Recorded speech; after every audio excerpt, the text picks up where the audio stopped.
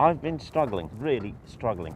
I haven't produced a video in at least 2 weeks now. I did produce a video which I worked on, I felt very negative about, and I don't even know whether you've seen it yet or whether you ever will see it, but I've got out. I'm on my own currently. Nikki's somewhere over there, and it's windy. You can see just how windy it is, but I've set myself up with a shot. You can just about see the kind of setting there, and the struggle has been, I don't know, I just haven't felt it. I've been out with the camera, but I haven't felt it. It's been awkward, and I haven't found a topic for a video, and therefore this video has no topic. Click off now if you wish. But if this first shot's anything to go by, probably don't, for the moment in any case. Now, this is Morstan Quay on the North Norfolk coast. We just got here from Blakeney, further down, a mile or so down the coast, and we sat in the car park there, and it was just grey. It was grey. You could just substitute the word dull for grey there as well. That's exactly what it was. And you can kind of walk out right the way out on the footpath way over there and look this way, and unless the sky is interesting, then there's not a lot to shoot. I'll put a couple of shots up actually in a moment of images that I have shot from there. I think it was last July, which are really nice, and you can see the kind of potential for it, but you can also see why you've got to have the absolute right conditions. Whereas here we've got easier access to the waterfront, so to speak. We've got an array of boats, we've got some mud cracks. We love mud cracks, and it's different. And just a half an hour or so later, cloud base is largely cleared, sun's coming out, it's really rather nice, and we've got some light, which is what we just didn't have before, and I just wasn't feeling it. This may also be a facet of kind of summer. There's no two ways about it. Summer is not necessarily a great time for landscape photography, because you end up with this kind of stuff behind us. It's called blue sky, and we don't necessarily like blue sky. It often creates some harsh lights. Let's talk about this shot, because I like this shot, and I like this a lot. It's all about, well, have a look. It's about this this chain really, and the one down on the floor, and it's about its relationship with the mud below and this boat. It's quite an intimate shot. It's one of these things that I often talk about, or I probably don't talk about enough. It's making a shot, taking a photograph about something, not of something. And I think very much that the shot that I have here of this boat on this mud cracked shoreline, and this incredibly rusty rope. It's not rope. See? Don't know what I'm talking about. This incredibly rusty chain is going to create a very, very nice picture. In the back of the camera, it's got me going. I hope it's one that gets you going too. Do let me know.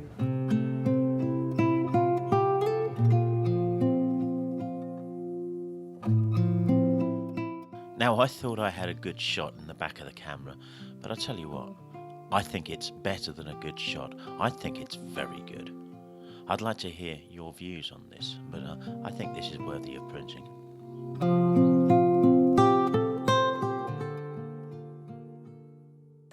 I don't take nearly enough pictures of boats. As a boy, my family holidayed on the Norfolk Broads.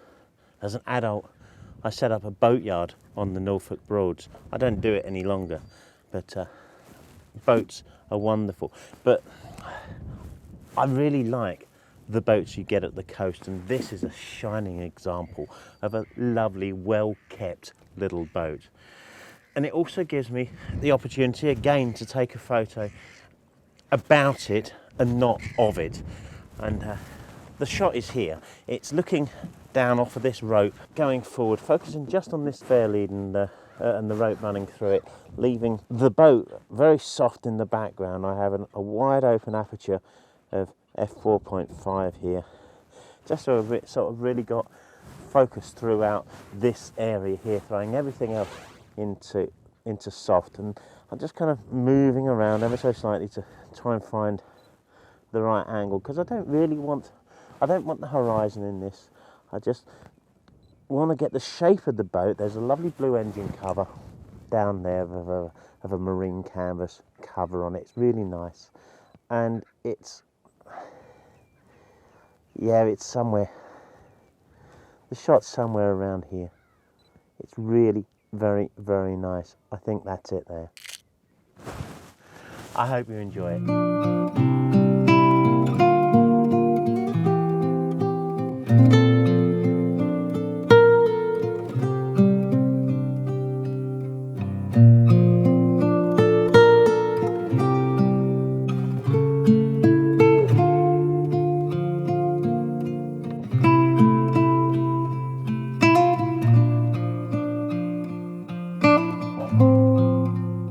So what is about, not of?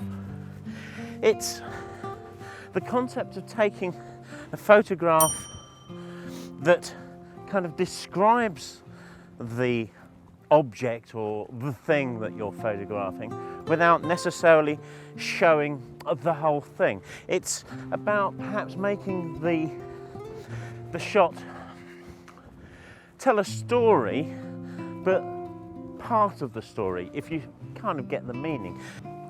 In the images that I've shot so far here, it's obvious that the subjects are boats, but we're not really just seeing the boat in its entirety. We're getting the definite feeling that there's a boat. But it's about how the boat sits, it's about how it's used, it's about how it's kept, it's about the boat. That's the whole point. It's not a photograph of the boat. Am I getting this through?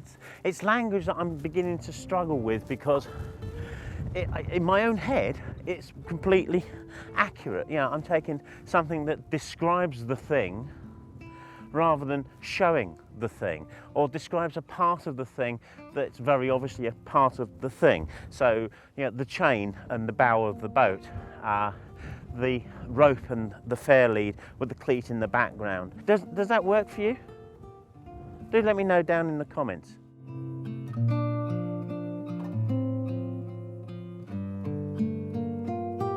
So how do we do about, not of?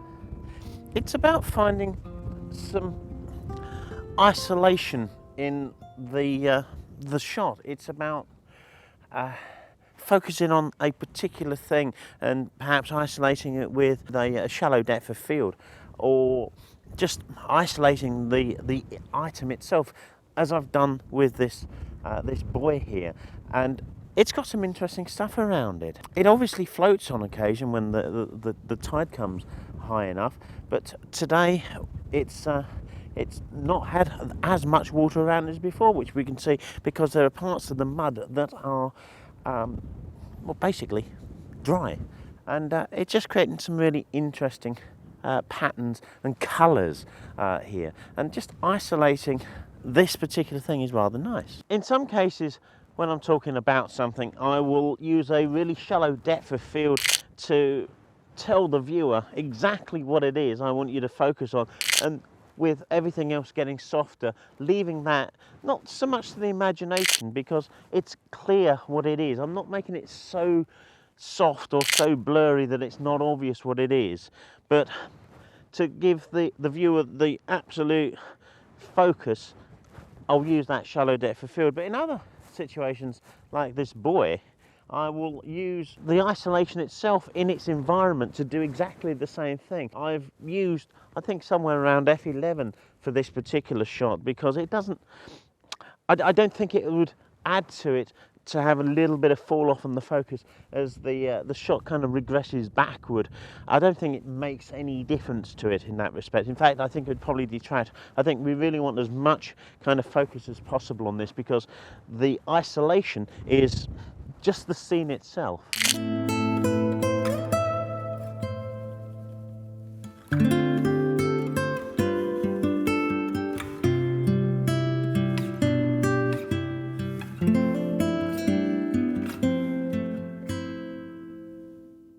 Just for a minute, I'm abandoning the about, not of, because this is very much a photo of something, and I can't go any more over than this, because I'll fall, and I'll fall into something I do not want to interfere with, and my battery's just died. Wonderful. I'm going to take a few more off camera, but I love mud cracks. Who doesn't love a mud crack?